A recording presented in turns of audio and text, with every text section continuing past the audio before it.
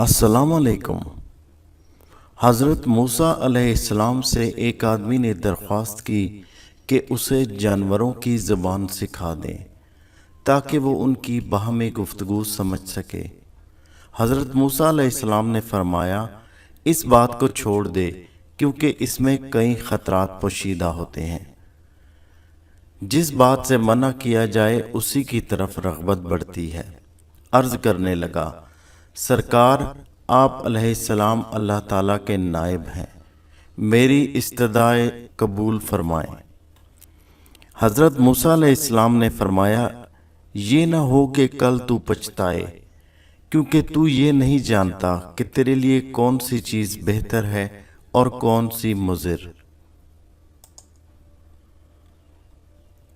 بارگاہ الہی سے حکم ہوا، اے موسیٰ اس کی تمنا پوری کر دے۔ اس شخص نے کہا، اچھا سارے جانوروں کی زبان نہ صحیح، صرف میرے گھریلو پالتو جانور کتے اور مرغ کی زبان سکھا دیں۔ حضرت موسیٰ علیہ السلام نے فرمایا، جا آج سے ان دونوں جانوروں کی بولی پر تجھ کو قدرت حاصل ہوگی۔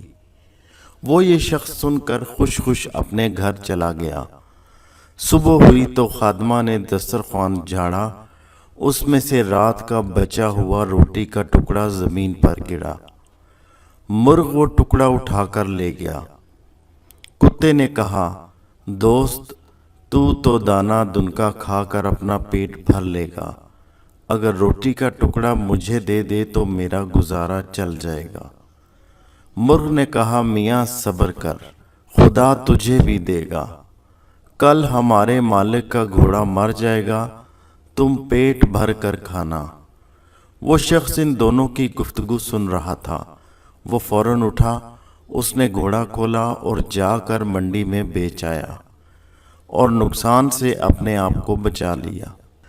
دوسرے دن بھی روٹی کا ٹکڑا مرغ لے اڑا۔ کتے نے غصے میں آ کر مرغ سے کہا، اے فریبی، یہ دروغ گوئی کب تک چلے گی؟ تو جھوٹا ہے، ارے اندھے نجومی، تو سچائی سے محروم ہے۔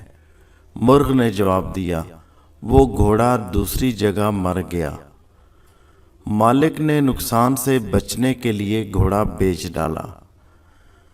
فکر نہ کر، کل اس کا اونٹ مر جائے گا اور تو خوب پیٹ بھر کر کھانا۔ یہ سن کر مالک اٹھا اور اونٹ کو بھی بیچ دیا۔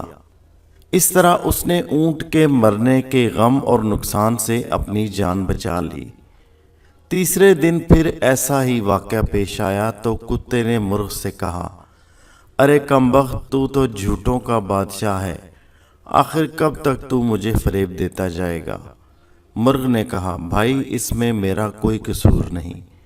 مالک نے اونٹ بیچ ڈالا اور اپنے آپ کو نقصان سے بچا لیا۔ مرغ نے کتے کو تسلی دیتے ہوئے کہا، فکر نہ کر، کل اس کا خچر مر جائے گا، اسے صرف کتے ہی کھا سکتے ہیں، تم بھی جی بھر کر کھانا۔ مالک نے جب یہ سنا تو اس نے خچر بھی فروخت کر دیا۔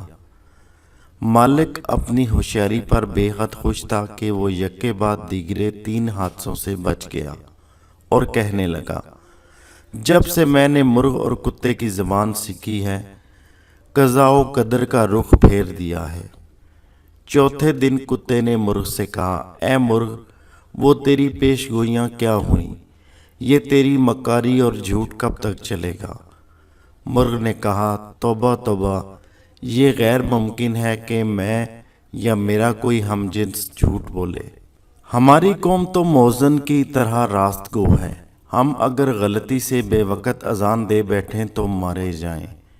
مالک نے اپنا مال تو بچا لیا لیکن اس نے اپنا خون کر لیا۔ ایک نقصان 100 نقصان کو دفع کرتا ہے۔ جسم اور مال کا نقصان جان کا صدقہ بن جاتا ہے۔ بادشاہوں کی عدالت سے سزا ملے تو مال کا جرمانہ ادا کر کے جان بچ جاتی ہے، لیکن قضائے الہی کے بھید سے بے خبر ہوتے ہوئے بھی جو آدمی اپنا مال بچاتا ہے وہ شخص نادان ہے۔ اگر وہی مال اس پر سے صدقہ ہو جاتا تو شاید اس سے بلا ٹل جاتی۔ اب کل یقیناً مالک خود مر جائے گا، اس کے وارث اس کی وفات پر گائے ذبح کریں گے، بس پھر تمہارے وارے نیارے ہیں۔ گھوڑے، اونٹ اور خچر کی موت اس نادان کی جان کا صدقہ تھی۔ وہ مال کے نقصان سے تو بچ گیا لیکن اپنی جان گنوا بیٹھا۔ مالک مرغ کی باتیں غور سے سن رہا تھا۔ جب اس نے اپنی موت کی پیشگوئی سنی تو مارے خوف کے تھر تھر کانپنے لگا۔ گرتا پڑتا حضرت موسیٰ علیہ السلام کی بارگاہ میں حاضر ہوا اور روتے ہوئے عرض کیا کہ اے خدا کے پیغمبر علیہ السلام، میری دستگیری فرمائیے۔ حضرت موسیٰ علیہ السلام نے سن کر فرمایا کہ میں نے تمہیں کہا تھا کہ اس ہوس کو چھوڑ دے، کیونکہ اس میں کئی خطرات پوشیدہ ہیں، مگر تو نہیں مانا۔ اے عزیزم، اب تیر کمان سے نکل چکا، اس کا لوٹ کر آنا فطرت کے خلاف ہے۔ اب میں تیرے لیے سلامتی اور ایمان کی دعا کر سکتا ہوں۔ یہ سن کر اس نوجوان کی طبیعت دفتن بگڑ گئی اور وہ کرنے لگا۔ یہ اس کی موت کی علامت تھی۔ اس کو گھر لے جایا گیا تو گھر پہنچتے ہی وہ مر گیا۔ انسان کو نہ کسی بیماری میں مایوس ہونا چاہیے اور نہ ہی کسی مادی نقصان پر غم زدہ۔ ہر بیماری اور نقصان میں کوئی بھید ہے۔ جس کی بیماری یا مال کا نقصان کسی بڑی مصیبت کا صدقہ بن جاتا ہے اور اس کو ٹال دیتا ہے،